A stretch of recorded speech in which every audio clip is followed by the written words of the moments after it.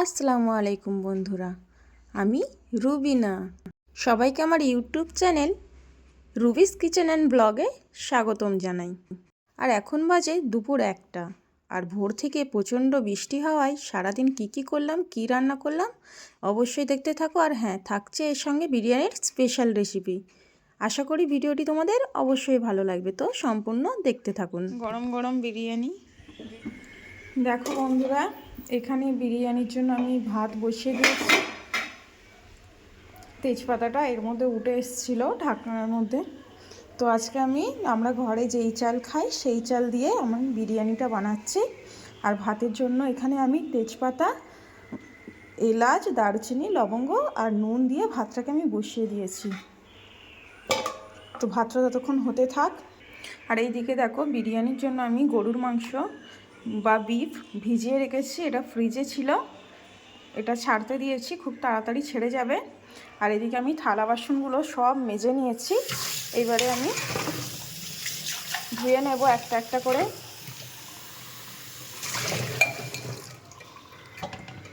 আর আজকে যেহেতু ওয়েদারটা খারাপ, তাই বন্ধুরা কাজ করতে অনেক লেট হয়ে গেছে।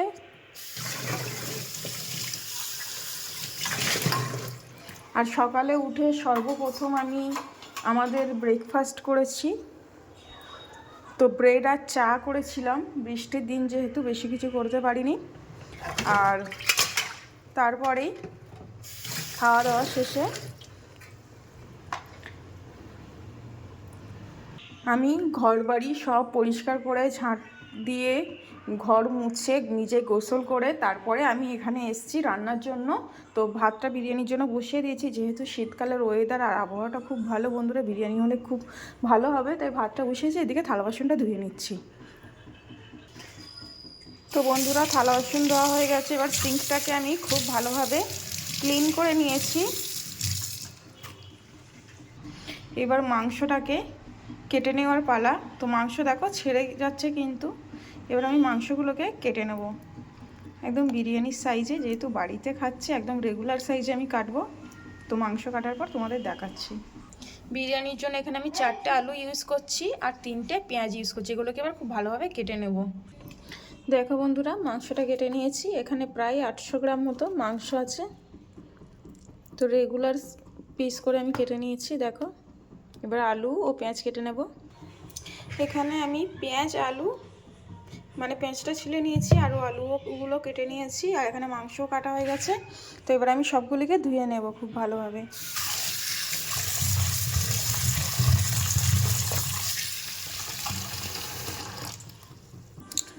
আলু, পেঁয়াজ আর মাংস খুব ভালোভাবে ক্লিন করে নিয়েছি। এখানে আমি 2টো পেঁয়াজ স্লাইস করে কেটে নিয়েছি গরুর মাংসটা রান্না করার জন্য। ভাতটা একটু তোমাদেরকে দেখাবো, নাড়াচাড়া করে দিই। ভাতটাও কিন্তু প্রায় হয়ে এসছে। এবার আমি ভাতটা নামিয়ে নেব।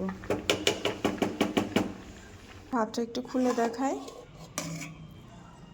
দেখো, ভাতটা হয়ে গেছে। ফ্যান ঝরিয়ে নিয়েছি। গরুর মাংসটা একটি হাঁড়িতে নিয়ে নিয়েছি। দিয়ে দিচ্ছি তেজপাতা আর দিয়ে দিচ্ছি কুচিয়ে রাখা পেঁয়াজগুলি। এইবার আমি সব গুঁড়ো মশলাগুলি অ্যাড করে দেব। নুনটা তো দিতেই হবে স্বাদ অনুযায়ী। এবারে আমি দিয়ে দেব 1/2 চামচ পরিমাণ গোটা জিরে, 1 চামচের একটু কম পরিমাণে লাল লঙ্কার গুঁড়ো দিয়ে দেবো, 1 চামচ ভর্তি করে ধনিয়ার গুঁড়ো, সামান্য পরিমাণে হলুদের গুঁড়ি দিয়েছি, শেষ হয়ে গেছিলো, আবার আমি ঢাললাম, তো আরও একটু দিয়ে দিচ্ছি। তো এবার 1/2 চামচেরও অর্ধেক পরিমাণ মানে 4 ভাগের 1 ভাগ পরিমাণ দিয়ে দিচ্ছি কাশ্মীরি লাল লঙ্কার গুঁড়ো, তরকারির রঙটা যাতে খুব সুন্দর আসে। এইবার আমি মাংসের মধ্যে অ্যাড করে দেব 1 চামচ পরিমাণ ভর্তি করে বিরিয়ানির মশলা, মানে মেন ইনগ্রিডিয়েন্টসটা দিয়ে দিলাম। এইবার আমি দিয়ে দেব আদা ও রসুনের বাটা। দেখো, এটা প্রায় 3 টেবিল চামচের মতো হবে, দিয়ে দিলাম। এবার আমি সর্ষের তেল অ্যাড করে দেব। মাংসটাকে এবার আমি খুব ভালোভাবে হাত দিয়ে মাখিয়ে নেব। দেখো আমি মাখিয়ে নিয়েছি, আর এরকম হাতে মাখা মাংসের স্বাদ কিন্তু একদম অন্যরকম, একটা অন্য লেভেলের টেস্ট হয়।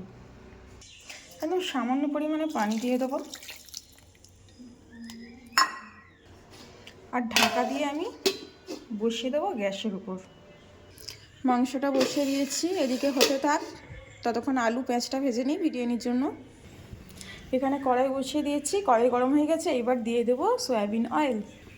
বন্ধুরা তেল দিয়ে দিয়েছি, তেলটা গরম হয়ে গেলেই পেঁয়াজ বেরেস্তার জন্য পেঁয়াজটা অ্যাড করে দেব। দিয়ে দিচ্ছি এবার কুচিয়ে রাখা পেঁয়াজ।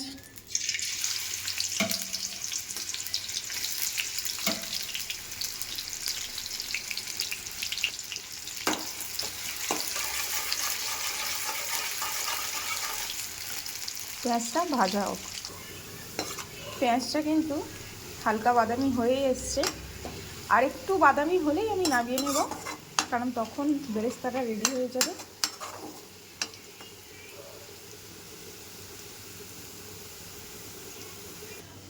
এই পাটটা আমি একটু চিনি ঢেলে নিচ্ছি, এই চিনিটার উপর আমি বেরেস্তাগুলি রাখবো, এতে করে কি হবে, বেরেস্তাটা বেশ মচমচে থাকবে।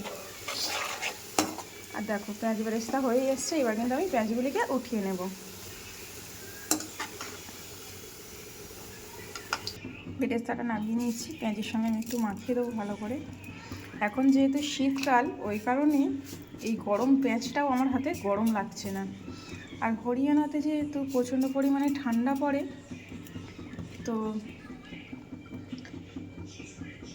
এত গরম জিনিসটা কড়াই থেকে নামানো যেহেতু, তো হাতে অতটা ঠান্ডাও লাগছে না, মানে গরম লাগছে না। তো এবার আলুগুলি ভেজে নেব। যে আলুগুলো আমি আগে থেকে কেটে রেখেছি এই সাইজের, আলুগুলো এবার একে একে গরম তেলের মধ্যে ছেড়ে দেব।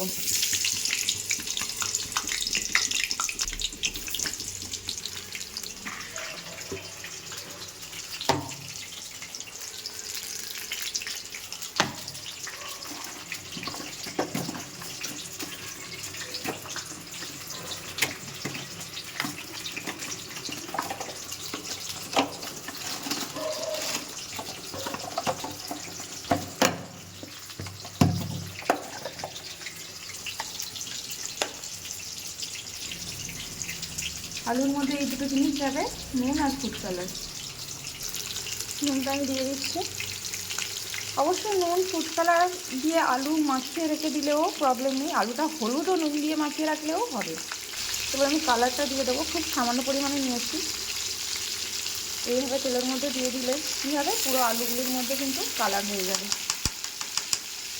খুব ভালোভাবে নাড়িয়ে চাড়িয়ে দেবো যাতে আলুগুলি সব কালার হয়ে যায়। তো দেখো সবগুলো আলু কালার হয়ে গেছে, আলুটা এবার আমি ঢাকা দিয়ে দিয়ে ভাজবো যাতে আলুটা সিদ্ধ হয়ে যায়। আর হ্যাঁ, তোমরা চাইলে আলু সিদ্ধ করেও ভেজে নিতে পারো, প্রবলেম নেই। ওটা একটু খুলে দেখি, মাংসটা এখন হচ্ছে, হোক, টাইম লাগবে। আর এদিকে পেঁয়াজ বেরেস্তাটা জাস্ট দেখো কত সুন্দর মুচমুচে হয়ে গেছে চিনি দেওয়ার কারণে। চলো তোমাদের একটু বাইরের আবহাওয়াটা দেখাই। বৃষ্টি কিন্তু এখন থেমে গেছে। বৃষ্টি থামলে কি হবে, বাইরে কিন্তু মেঘ রয়েছে প্রচণ্ড পরিমাণে। দেখো এখানে পায়রা বসে আছে কতগুলি, আর একদম ঠান্ডা ঠান্ডা হাওয়া বয়ে যাচ্ছে। দেখো বন্ধুরা, মাংসটা খুলেছি, খুব অল্প পরিমাণে আর পানি আছে। তো এটাকে আমি এখন খুব ভালোভাবে অনবরত কষাতে থাকবো, প্রায় 5 থেকে 6 মিনিট।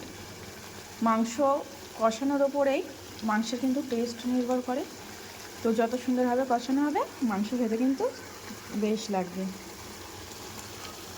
তত মজা হবে। তো আমি মাংসটাকে খুব ভালোভাবে কষিয়ে নিই। এক হাতে ফোন ধরে না একটু প্রবলেম হচ্ছে। দেখো বন্ধুরা, মাংস কিন্তু আমার খুব ভালোভাবে কষানো হয়ে গেছে। সামান্য পরিমাণে পানি দিয়ে ফুটতে দিয়েছি মাংসটাকে। তো মাংস কষানোটা কেমন হয়েছে কমেন্টে জানাবে। আর এইবারে আলুটাকে দেখে নেব।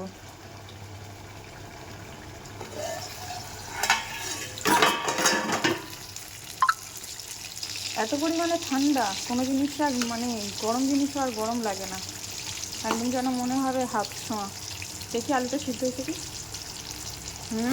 আলু সিদ্ধ হয়ে গেছে। এবার আলুগুলোও ভালোভাবে লাল লাল করে ভেজে তুলে নেব। তো যেই হাঁড়িতে আমি ভাত রান্না করেছিলাম ওই হাঁড়িতে আমি বিরিয়ানিটি সাজাবো। সর্বপ্রথম দিয়ে দিচ্ছি দুধ,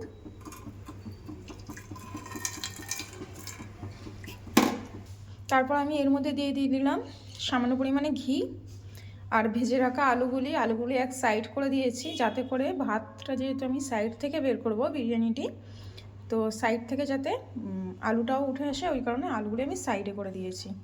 এইবার আমি অ্যাড করে দেব ভাত। তো দেখো বন্ধুরা, এখানে আমি অর্ধেক পরিমাণে ভাত দিয়ে দিয়েছি। এইবার আমি দিয়ে দেব বিরিয়ানির গুঁড়ো মশলা। তারপর আমি এখানে কাপের মধ্যে মিষ্টি আতর, একটু ফুড কালার, গোলাপ জল আর কেওড়া জল মিক্স করে রেখেছি, এটার অর্ধেকটা দিয়ে দেব। তারপর দিয়ে দেবো পেঁয়াজ বেরেস্তার অর্ধেকটা।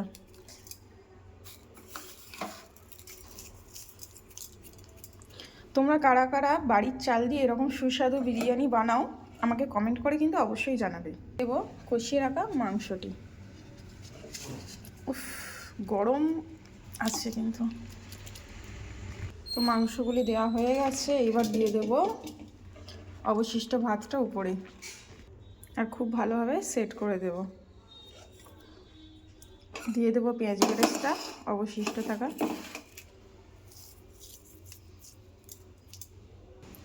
দিয়ে দেব মিষ্টি আতর গোলাপ পানির মিশ্রণটি,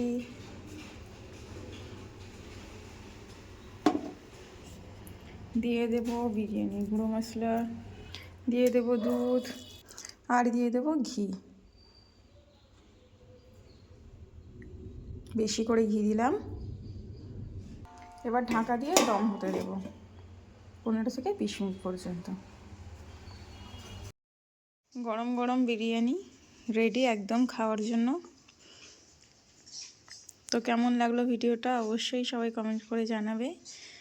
আর যারা যারা সাবস্ক্রাইব করোনি তারা অবশ্যই আমার চ্যানেলটিকে সাবস্ক্রাইব করে পাশে থাকবে। আজকের মতো সবাইকে বিদায়, টাটা।